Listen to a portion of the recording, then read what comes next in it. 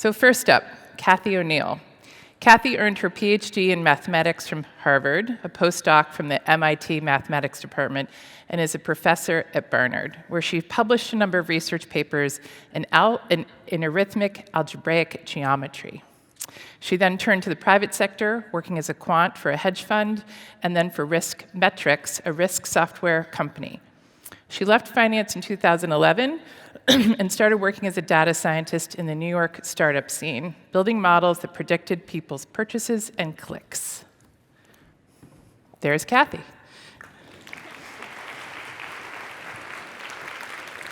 But I'm not done. Have a seat.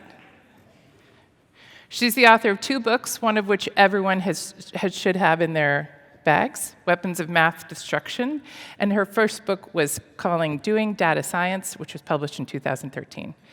She's a regular contributor to Bloomberg, and she's recently founded ORCAA. You want to tell us what that stands for? O'Neill Risk Consulting and Algorithmic Auditing. There we go. What do we just call it? ORCAA. ORCAA. Yeah. An algorithmic auditing company. Very good. Welcome. Thank you. Nicole Alexander is a practitioner and academic with extensive background working with a bunch of blue-chip brands, with 16 years in digital marketing, strategy and analytics from startups to globals. She's worked across multiple sectors with companies requiring dynamic insights and technology-oriented solutions. Most recently, she was at Nielsen as the vice president of their innovation practice. She now enjoys teaching graduate students, not just at NYU, but also at Columbia. I don't know how many people have like a joint appointment to both of those schools. I'm very lucky. She actually received a degree from NYU, and then another one from NYU, and also the London School of Economics and the Stern School of Business. Lots and lots of degrees here, people, on stage. And not to be outshined by them is Emily Schlesinger. Emily comes to us from Microsoft, where she is a senior attorney in their corporate, external, and legal affairs group. What you may not know about Emily is that she actually spent a good deal of her early career in the law profession here in Columbus. She worked for 2 different judges. I don't think there was a law firm involved in that, but... No. Emily has a degree from an undergrad from Brown, is that right? And a law degree from Vanderbilt. So, and then joining them on stage, because what it takes to wrangle a bunch of Ivies is a Buckeye. So please help me welcome Rehgan and the rest of the panel back to the stage for a very lively conversation. Excited to be here today. When I was asked to give my perspective on ethics within algorithms, I think I might come at it from a slightly different perspective. So I actually grew up between Morocco, Brazil, and here in the United States. I've been fortunate enough to live and work in the United Arab Emirates and do a lot of my work in China, consulting with companies there. And one of the concepts that I always think about is when you look at an algorithm that's been developed, right? And then you look at the execution of that within a particular population, and you think about fairness and ethics, it can have a very different view depending on where your algorithm is actually being implemented. And the concept of ethics is really interesting because everybody can have a slightly different perspective. So particularly when you think about, when you look at governments. So I want to talk a little bit about some of the work that I've been able to work on, and particularly with companies and then governments who then take that technology and execute it for massive populations. So we know right now that algorithms are sort of the hotbed item that everyone's talking about. We saw in 2017, the end of 2017, early 2018, the president of China, Xi Jinping, made it part of the massive plan to make sure that China is an AI leader by 2020. We saw in 2018, Donald Trump signed an executive order specifically looking to make AI, allocate resources to AI, making sure that we're competitive and we stay competitive. So why is this important, right? They're usually, governments aren't the ones that are developing the algorithms per se. They're taking company algorithms and putting it into use in the wild for populations. But it's really important because if we think about sort of who's a leader today in AI, it's the United States. If you think about the concept of total academic papers published and where we are today.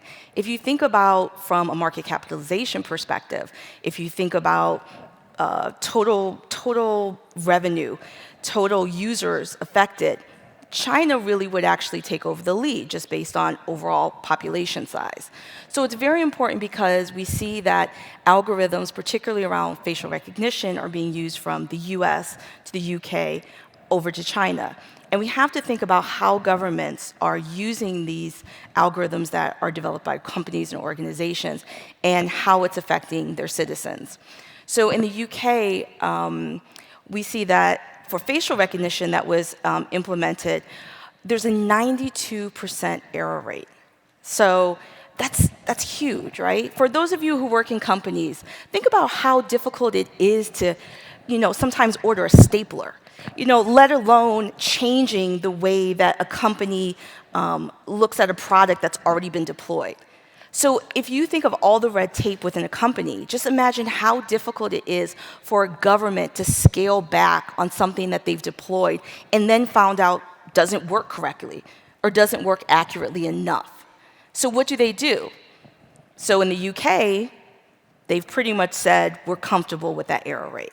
And we're going to continue using it and having miscategorizations of individuals who are being labeled as potential suspects and criminals.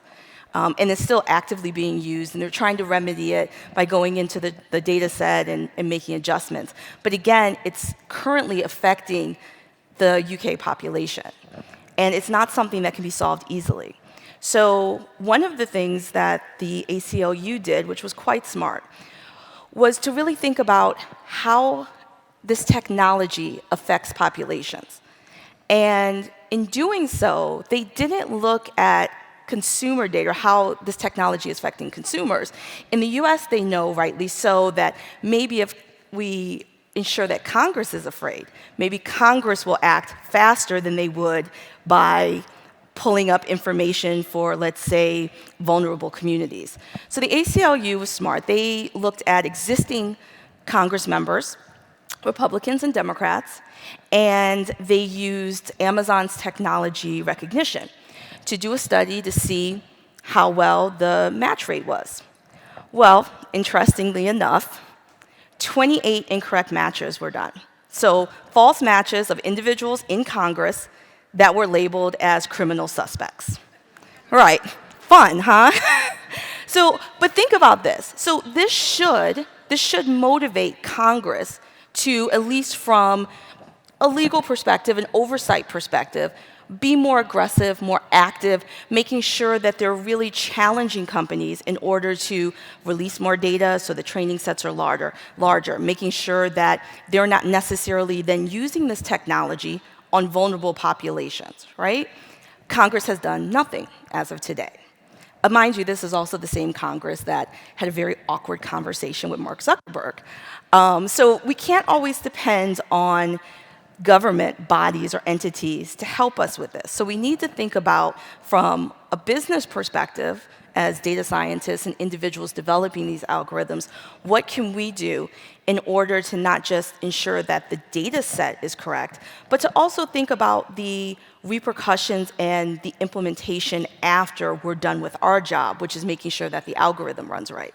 So if you think about the concept of being miscategorized, sometimes, yes, it's the data set itself. So we know the problem with a lot of open source code is that you have relatively small data sets. It's not necessarily representative of larger populations. So if you have an issue like this, you would say, well, let's go in and fix the data. So if the data is trained on lighter faces and not darker faces, then you make sure that you develop or get more data, more access to data in order to have it trained properly. And you fix the disparity within the data set. So from a parity perspective, you then say, okay, well, as a data scientist, I've done my job. I've delivered an accurate data set, an accurate facial recognition that mitigates. I never say eliminates bias because that's, quite frankly, impossible, but it mitigates the bias within the data set. But then what happens after you're done with your job? So you could say, well, now that it's parity, it's fair, right? It recognizes everyone accurately. But then if you take that same data set or that same facial recognition and it's executed within vulnerable populations, disproportionately so, it's no longer fair, right? So we can make alterations to a data set, but then we also have to think about where it actually lives in the wild and how it's used and what are the repercussions to the larger society. So regardless of accuracy of a data set, AI is very difficult because it helps you to do things such as bolstering mass surveillance, as Cathy mentioned, sort of weaponizing AI, as well as overall discrimination in law. And these are all things that we can see happening right now, particularly in the US. And there's a lot of different examples. But I want to talk a little bit about what has been, quite frankly, mischaracterized a lot in the media, through interviews, et cetera. I've been fortunate enough to work with BOT. So for Asia, that's Baidu, Alibaba, and Tencent. And there's a lot of talk around social credit and this dystopian Black Mirror concept of what social credit is and what was developed or is being developed by the Chinese government.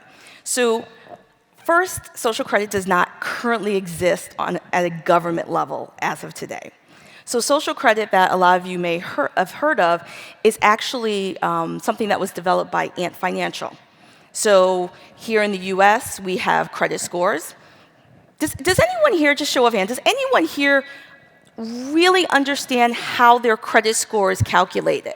So not just the levers, but do you know that if somebody does a hard check on your credit, it fluctuates.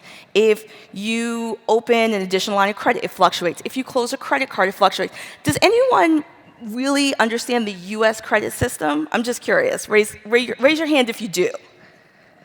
You're all brilliant people, so I'm sure some of you. It's still confusing, right? And you live and breathe your credit score here in the United States. So in China, they don't have the typical concept of what we think of as a credit score. So what Ant Financial did was they saw an underserved market, and they said, we are going to take a lot of 5 different behaviors in particular, most of them traditional, similar to if you got credit, can you pay it back? What's your potential in the long run of being able to have access to finances, et cetera? But a lot of the fear comes around one particular element that goes into social credit. That fear is behavior. So it looks at, do you have a strong friend circle, right? Do you have individuals who are good citizens, let's say? So individuals who, let's say, have access to capital. Do you have individuals who are doing things that we think are positive, right? So this is a little bit of a tricky area because, again, should your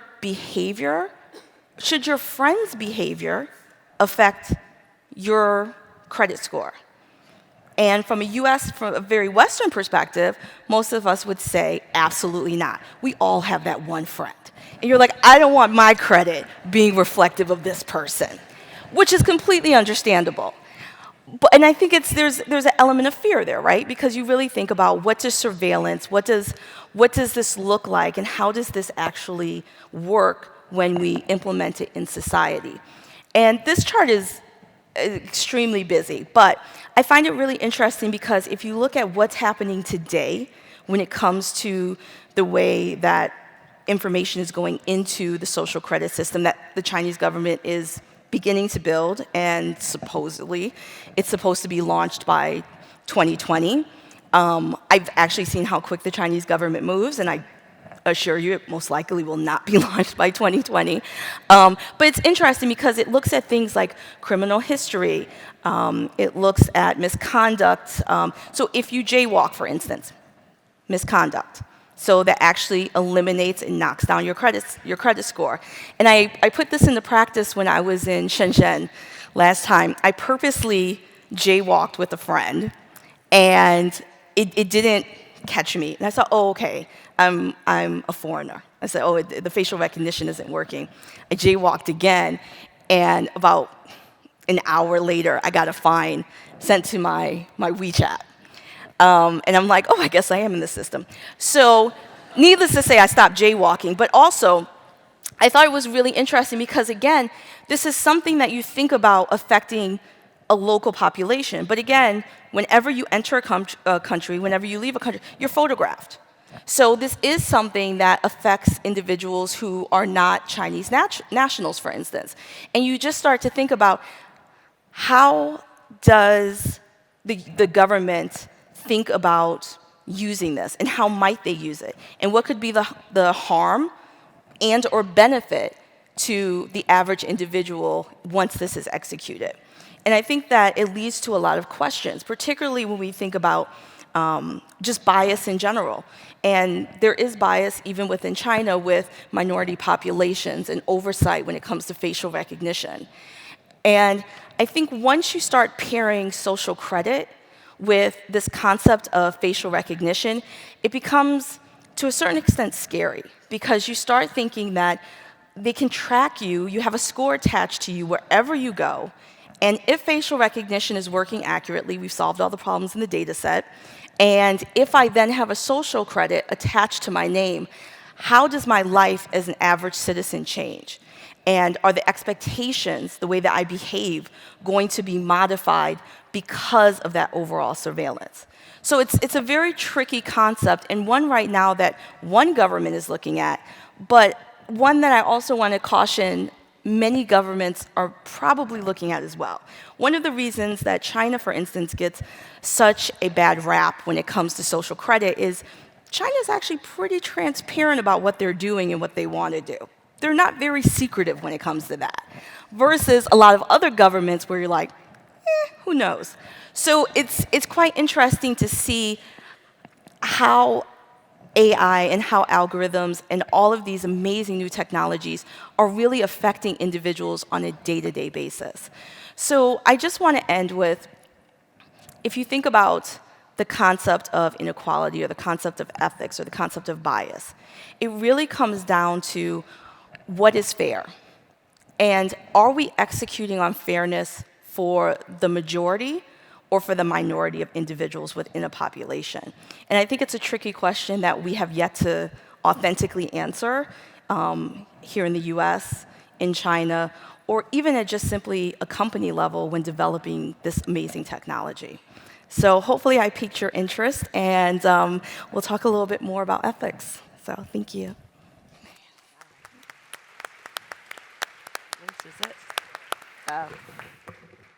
Hi. Let's see. Great. Hi, everyone. Cathy and Nicole have both been talking to you about the potential impacts of AI on society. And in this age, we are in a situation where technology has outpaced the law. Usually, we can turn to laws and regulations to guide us. But in this scenario, until new legal frameworks develop, we're dealing with mostly uncharted waters. Well, what do we do in this kind of a scenario then? I think in these scenarios, it's up to all of us to answer these thoughtful questions about what we should be doing about the impact of AI on society. The questions that we've just been talking about today, about the impact that AI can have on things like fairness, privacy, cybersecurity, and all sorts of other things like that, are things that demand our attention, and they're things that all of us should have a role in answering, not just the people that are creating the technology. So, the million-dollar question today is, if I just told you that AI isn't really regulated yet, what can a lawyer like me tell a room full of data scientists and engineers like you about ethics and algorithms? I mean, it's a perfectly reasonable question. I get it. Well, I will tell you, as an attorney who's currently supporting the AI and research group within Microsoft, my clients are knee-deep in cutting-edge technologies. That's everything from real-world applications of reinforcement learning to these crazy things like undersea data centers. And part of my job is really to look at the big picture so that they can focus on the technology. And then I need to partner with them to think deeply about the potential impacts of what it is that they're developing. And that's looking at things like laws and regulations, and it's looking at things like internal guidelines and policies, and overall, just best practices. Well, even though I definitely cannot teach you to code, and I guarantee you 100% I cannot teach you to code, I want to offer you a little bit about Microsoft's journey to develop responsible human-centered AI, some of the pitfalls we've run into, and some of the lessons that we've taken away from that. And I guarantee I will leave you with a few key learnings that you can take back with you into your own work, whether that's at a Fortune 100 company, a startup, or at a university. So Microsoft has a mission to empower every person and every organization on the planet to achieve more. But we've also committed to do so responsibly, and that involves repeatedly asking ourselves not only what computers can do, but also what they should do. That said, we've definitely had our missteps. We faced public criticism of our cognitive services face APIs early last year when Joy Buolamwini and Timnit Gebru released what they're calling their gender shades paper. Joy and Timnit audited several companies' commercial gender classifiers using a benchmark data set that was intentionally balanced by gender and skin tone. And the results were such that all of the audited face APIs were less accurate for women with darker skin, and were more accurate for men with lighter skin. So after hearing what both Cathy and Nicole told you today, that's probably not a huge surprise, but it is a really important and impactful reality, is our commercial gender classifiers were really working for men with lighter skin, but not for women with darker skin. Well, the results made for a fairly alarming New York Times headline, and they immediately lit a fire under the Face API team to make our biased algorithms more inclusive. It was one of those all hands on deck moments that sometimes happen, and the team immediately started overhauling the Face APIs. They started expanding the benchmark and training data. They started a whole new data collection effort to try to collect new, more diverse gender by race and gender and age. And they also just tried to make the gender classifier more precise using that new data. Well, the work did pay off, and about 5 months later, Microsoft was able to announce that they had made significant improvements to the Face API's ability to recognize gender across skin tone. For men and women with darker skin, the error rates actually went down by up to 20 times. And for all women, the error rates have gone down up to 9 times. And Joy Buolamwini actually recently audited us again, very recently, just this year, in another project. And this time, Microsoft's Face APIs had the lowest error rates in all categories. But listen, I'm not standing here trying to tell you that we fix things. I think, as we've all heard already today, there's a lot that has to be done with this technology, and it is far from perfect. But I do think that it showcases a scenario where Microsoft saw a problem, and we really tried to dig in to figure out ways in which we could start on our journey of responsible AI. And these things can be boiled down to 3 important lessons. First, acknowledgement. So when Microsoft faced the scrutiny after the gender shades paper hit the popular press, our senior leaders and the Face API team had to take a hard look at our practices And what they found and the work that we've been doing since then has triggered an ongoing discussion at the company about what we should be doing with our internal machine learning development processes and the ways in which we need to test them internally before we deploy them with the public. Second, growth mindset. Having a growth mindset means you're constantly striving for progress, even though true perfection is unattainable. In this scenario, the Face API team did make a giant leap in a very short time. But more importantly, they also realized that this was going to be an ongoing journey, and they had to constantly continue to ask themselves, what can I do better for the technology? Third, collaboration.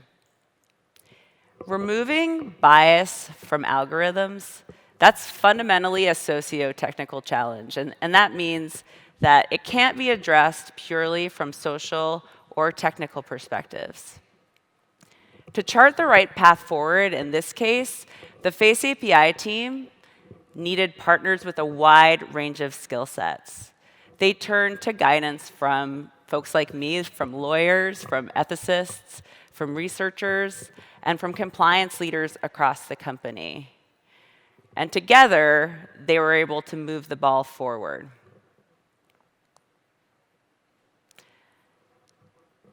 Microsoft has been looking at ways in which we can embed things like acknowledgement, growth mindset, and collaboration into the fabric of the company. And we first announced our public framework for developing responsible AI in 2016, and we built on it in 2018 with the release of this book, The Future Computed, which deals with the potential for AI to augment human capabilities, but also considers the societal impacts it can have. The framework centers on these 6 tenets, each of which is intended to drive value for the user, but still consider to drive value for the user while still considering the importance of her rights. Sorry. These are more than just words on a screen. We're doing the hard work to embed each of these tenets into our day-to-day operations. And that is definitely where the rubber meets the road. So what do I mean by that? Let me give you just a few examples. In 2017, we started the AI and Ethics and Engineering and Research Committee, which is a huge mouthful, so we call it Ether. Ether is responsible for developing our internal guidelines and principles for best practices in the development of AI. It is a veritable brain trust of individuals from across the company's AI and machine learning teams, as well as compliance, legal, sales. It's a bevy of different viewpoints. And even though its role is evolving, it is bringing back, highlighting their perspectives that we can share with everybody across the company. Microsoft is a huge company. We have over 130,000 employees worldwide. But ethics is incredibly subjective. So in order to try to drive more consistency in our ethical judgments, we're rolling out baseline trainings like Ethics 101 and ethical design. We're also trying to bring in and host workshops on things like fairness and model interpretability with both internal and external researchers who are at the forefront of doing important work in these areas. We know that we don't have all the answers, so we're also partnering with several organizations that have perspectives that are different from our own. Microsoft is currently participating in several multi-stakeholder partnerships like the Partnership on AI, the IEEE, AI Now, Data and Society, and the list could go on. And these are really important efforts to try to drive clarity in the conversation from a multitude of viewpoints. So importantly, those are just a few structural changes, because I only have 15 minutes, but I could go on and on. But we do feel like it showcases the ways in which we're trying to embed the 6 tenets that I spoke to earlier into the fabric of our society and our world within Microsoft. It's a tops-down and a bottoms-up acknowledgement that all of these things are crucial to the development life cycle, from data collection to model development to model deployment and even after. So I know I told you that I was going to give you something to take back with you. So it's that time now. Every company these days is considering itself a data company. And it's inevitable that all of you in this room are probably going to encounter an ethical component in your own work, and probably soon. So when you do cross over into that uncharted territory, I want you to think about what I've told you today about our journey and the ways in which Microsoft was thinking through how to chart this course with acknowledgement, collaboration, and a growth mindset. You can translate all of those things back into your own work by following what I think are kind of 3 very basic rules of the road. So first, acknowledge the issue and speak up. This one is really simple. It bottoms out to, if you see something, say something. If you or somebody else that you're working with is seeing something that doesn't square with your values or that of your organization, speak up and investigate. And if you're not really sure where to start, you can always reach out to legal or compliance, because even if they aren't directly involved in this discussion, they probably know somebody who is. Second, adopt and maintain a growth mindset. As I was just saying earlier, this is going to be a very long journey, and we're going to hit a lot more bumps in the road. Think about it as mistakes not as a recipe to be discouraged by, but they're a recipe for problem solving. You're going to hit a lot of challenges, and this is an area where that's okay, as long as we're aware that we can do better. Third, collaborate and join the conversation. Cathy, Nicole, and I have all offered our perspectives today, and even if we don't see eye to eye on everything, we definitely all agree that AI ethics is a huge concern. And there are issues that we may not even be able to dream about that we're going to be facing down the road. Because of that, we need strong new laws and regulations. We need ethical frameworks to guide us. We need social and data science research. And most importantly, we need the right group of diverse viewpoints to guide that work. Lawyers, ethicists, researchers, data scientists, engineers, everybody has a role to play. What better place to start that conversation than at a conference that's geared towards women in analytics? We all know that the tech sector doesn't necessarily always gather our point of view effectively.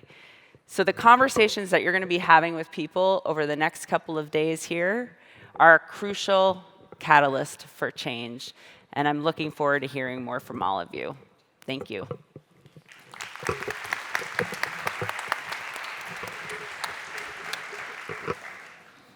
Thanks so much, everyone. One more round of applause for our panelists here. So now we're going to enter into the 30-minute Q&A session. Ladies, this is super conversational. I might direct certain questions to certain one of you, but please jump in if you have something to say. I encourage that. There's not, any particularly pressing questions on here that I have to get to, right? I'm sure none of you have any either. But I do want to start with level setting on what fairness means. I know a lot of you touched on that, and Cathy, you mentioned something about defining what success is for an algorithm, right? At the forefront, you have to say, what is this algorithm learning to? And typically that's defined by a data scientist and a business unit kind of sitting down in a room together and defining that. So where does the fairness factor get brought into that conversation? Yeah, I'm glad you asked because it was frustrating that I didn't get to that, and it's really important. Fairness doesn't come in an algorithm. Fairness comes in the context in which an algorithm is used. The crime risk score that I talked about is unfair. But that's not because there's an algorithm that predicts people's rearrest rates. That could be used to help people get jobs and avoid getting rearrested. That could be used to help people get housing. If their arrest rates, the rearrest rates were looking bad, looking high, they could be used as a way of removing obstacles for people. But instead it's being used to place individuals, to punish individuals for being in the profile set of someone who will be later profiled by police and rearrested. So the way I see it is it shifts responsibility that we all share for treating mental health care, for treating mental health problems, for treating addiction, for racism, and for criminalizing poverty. It shifts that onto the individual. My point is, it's contextual. The algorithm itself is not unfair. It is the way we use this algorithm to punish people unfairly that's unfair. And I would argue the Chinese social credit score is not inherently unfair, but the way it is used as an explicit tool of social control, which I'd argue is what makes it oppressive, is that it is transparent, and we are told you will get punished if you misbehave, you speak out against the party, or your friends misbehave, or jaywalk, or whatever.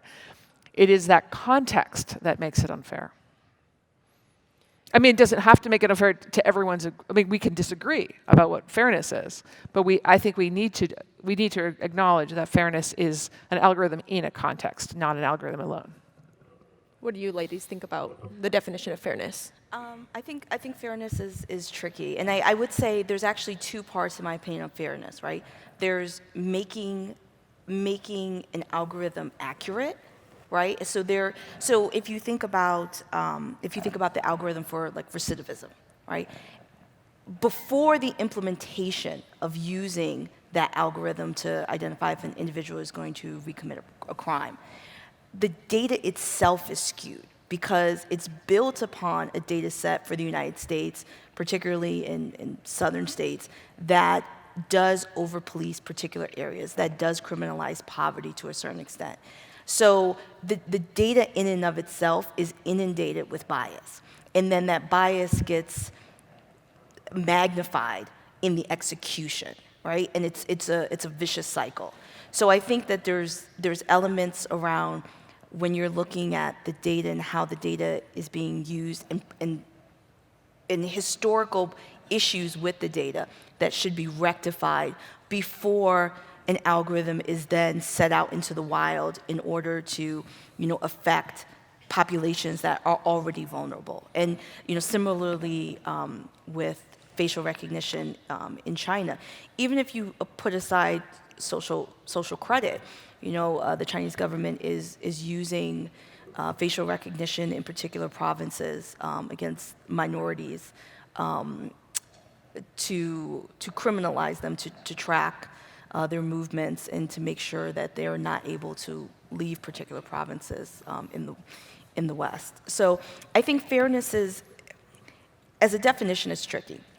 But I do think that it's something that can be answered in an interdisciplinary context, right? Something that's fair in healthcare might be a different context than what's fair when it comes to recidivism, or what's fair when it comes to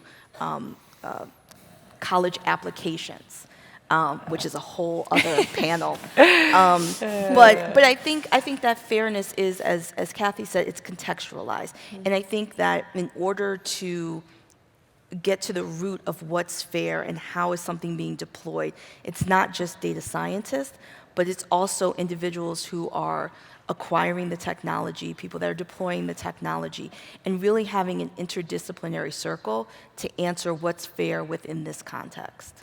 So.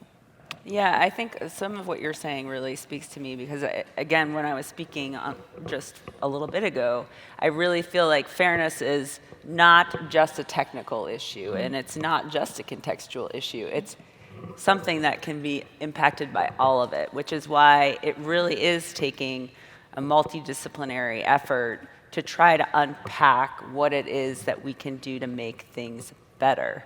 I don't think fairness is something that can be easily defined, and it is relatively subjective. But there are steps that can be taken throughout the development life cycle, and that's from the point of where the data comes in and where it's gotten from, and to after a model is already out in the wild, whether or not there are checks on that. So who in that process is particularly responsible for that?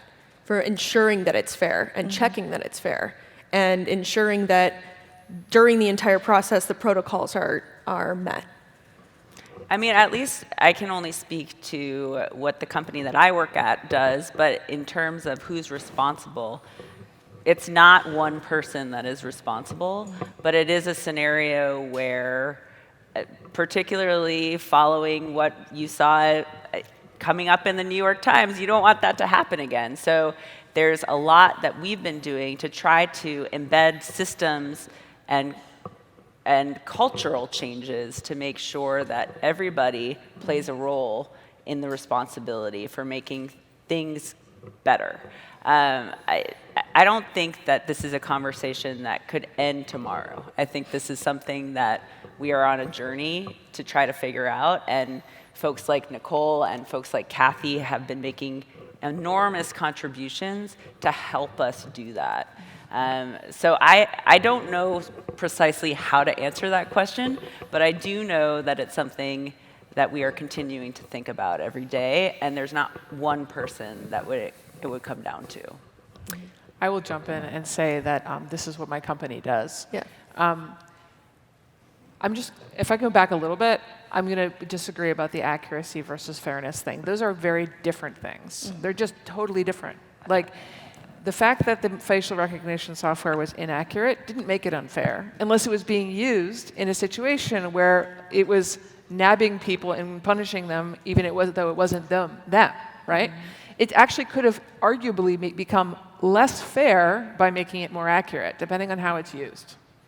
So I just want us to be clear that it's not about accuracy. And in fact, that's kind of the point of my framework, my ethical framework, which is that we have stakeholders. And those stakeholders are, of course, include the people that use the algorithm, who I would say, to answer your question, should be in charge of ethics or accountability. We have the people who built it. We have the people that are targeted by it. Those people might be in two different groups. It might be black targets, white targets. It could be women, it could be men. We also have other stakeholders like the future generations. Maybe this is causing a long-term problem. Or the environment could be a stakeholder. And then along the columns, we have what they think of as success, what they think of as failure. So instead of saying, is it accurate? Who cares? Literally the only person that cares about whether something's accurate is typically the people that built it, because they have pride in their work. But the people who are getting punished care about is it right or is it wrong? It might have false positive. It has to do with accuracy, but it's not that question. What they're wondering about are my civil rights being violated, right? It's a very different question. So to answer your question, we have to broaden the question very, very much about what does it mean for this algorithm to work? It is not about accuracy. Only for one stakeholder is it about accuracy. For an algorithm to work, or better even yet, for an algorithm not to fail, for whom does it fail? For whom does it not fail? What does it mean for those people that it fails or not fails? And of course, fairness, going back to the original question, is a balance of those different stakeholders with their different fears and their different hopes and desires for the outcomes.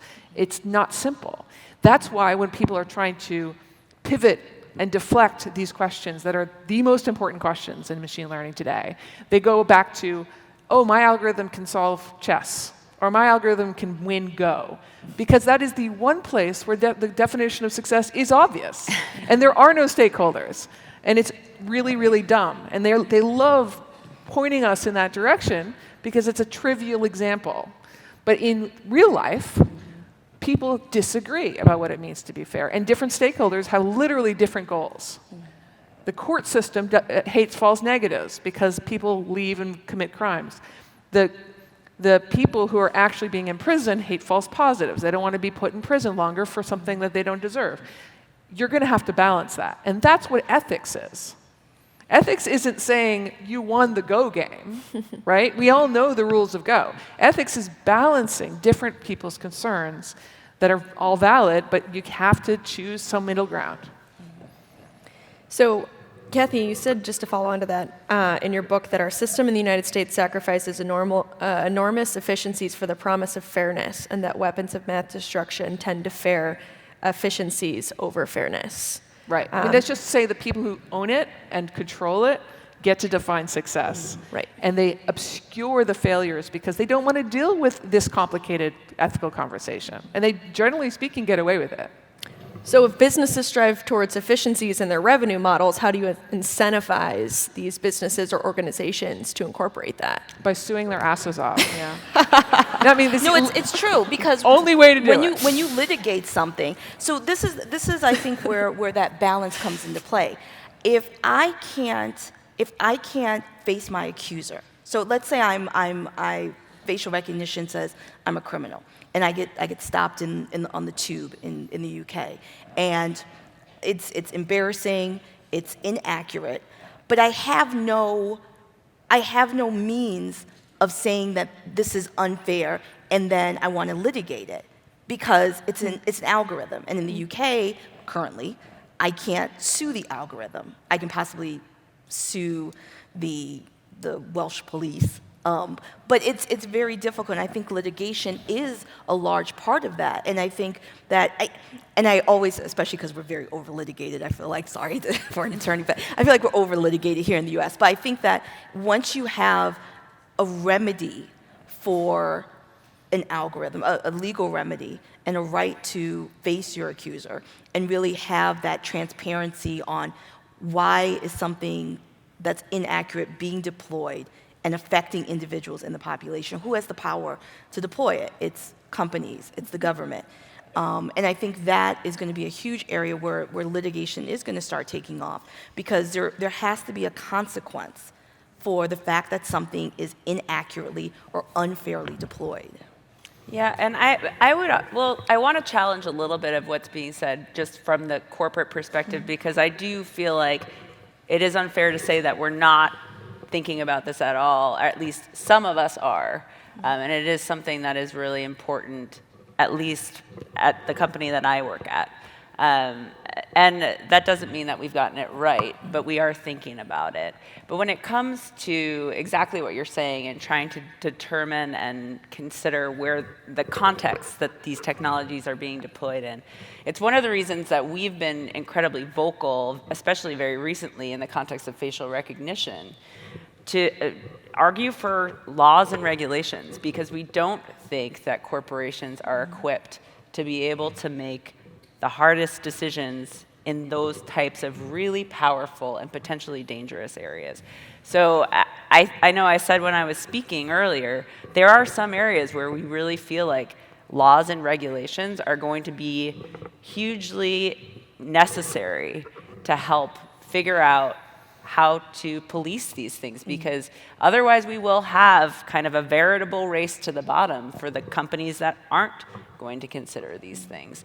And they're not going to have the incentives to make the changes that we all think are necessary. But again, I mean, we've had technology move more quickly than the law before. And just as in those scenarios, like trains and cars and electricity, it was super painful before they were able to develop laws and regulations to try to put things in order. And we're kind of at that painful inflection point right now. Can I jump in and challenge your challenge? You know, the thing about it is, like, I know you guys are earnest. Like, I get that sense. But at the end of the day, and IBM does the same thing, you build products that you want other people to use. Yes. Which is to say, you're building algorithms, and you're saying, go invent a context. But if fairness is contextual, are you policing the context that your We clients actually use? are starting to do that. We've turned down business in scenarios that we've felt like don't actually square well with our organizational values. And exactly what I was trying to explain with this AI and ethics and research and engineering committee, this ether. It's evolving, but ultimately one of the roles that they're playing is to try to take a sales perspective of the types of work that we're doing to say, do we want to do this? And I think the questions are hugely challenging. And I don't think you're going to be able to get everybody on the same page about those questions. But we are trying to think about the impact of what it is that we're developing and the ways in which that it could be used in the wrong context. I'm sorry, I'm sure You're there's good. other questions, but just to jump in, it's a tricky area, right? So, for instance, Google came out when they were doing work with, was it DoD? They were working with Department of Defense, and they came under a huge amount of scrutiny, and they set up a code of ethics, so to speak. And they have an oversight board, they have ethicists, et cetera, and they've been conscientious about, we will not do work with X, Y, and Z. I just think it's a slippery slope, though, because you can argue that you don't want your technology to fall into a Department of Defense's hands. Okay.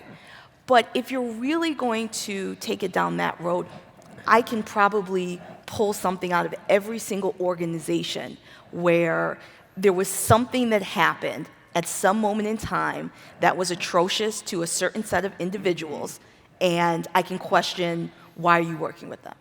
So I think that it's one of those areas that you have to be really careful about, because I think Microsoft, correct me if I'm wrong, I think Microsoft's position is we will work with the Department of Defense because they protect the rights that we, and I can't remember how they said it, they protect the rights that we hold dear every day. While Google said we will not work with the Department of Defense when it comes to things like weapons and things that can harm individuals. So again, it's kind of like, where do you draw the line if you're developing these products? And do I say then I don't want to work with P&G because the history of formula, I hope I'm naming the right CPG company, but a history of issues with formula, or they have products that don't work well. So I love basketball. Nike's shoe blew up on one of my favorite basketball players right when he was about to get signed. He no longer is playing anymore because he injured himself. So should I ostracize Nike? It's just a very tricky area. This is why I don't think we can look to corporations to solve this problem. Right. And I'll just say it just straight out. Like, Microsoft isn't telling me when they decide which of their clients is sufficiently ethical. I mean, that's one challenge I would give you. Make your methodology open. I mean, that would be great. Yeah. I would like to see the reasoning behind when you decide this facial recognition software is being used ethically. It's going to be tricky, right? Mm-hmm. But it's still not good enough, right? Because, as you said, it's a race to the bottom. Right. Microsoft is doing this because Microsoft has everybody's eyes on it. Google, Facebook, Microsoft, there's big tech companies that have enough PR harm that they are like, we better be well behaved. But there will always be some outcropping of data scientists who are willing to have no ethics. I mean, that's why we can't just depend on the ethical nature of CEOs. We can't. Let's face it. We can't. We need laws. We need laws to decide what is ethical. Yeah. We are fully aligned on that issue. I do think we need laws and regulations, and not just for my job security. We need laws and regulations because all of these things are really hard, and you can't trust everybody to get it right. So, Cathy, you mentioned expose the methodology and tell us, and you've mentioned a couple of times, but a lot of companies see these algorithms as competitive advantages for them. I'm not saying expose the underlying source code. Nobody gives a shit about source code. I was saying expose the reasoning Sure. behind why Microsoft will allow this company to use their facial recognition software in this context, but not in that context, because they're worried about the civil rights of the targets in that context. But in here, they think that it's actually overall going to be okay. Why? Why is it okay? Show me your methodology. The methodology I'm talking about that needs to be open is the ethical conversation methodology. And to be fair, I mean, I understand what you're saying, and that does make sense. We put out some principles earlier in, I guess it was at the very end of 2018, in December 2018, put out some principles, and they are designed specifically for facial recognition technology. And those are just principles. And I can understand why you would say, well, that's great. We have a lot of principles. A lot of companies have a lot of principles. And as I was noting earlier, I mean, the rubber really meets the road on where those principles get integrated into the structure of an organization.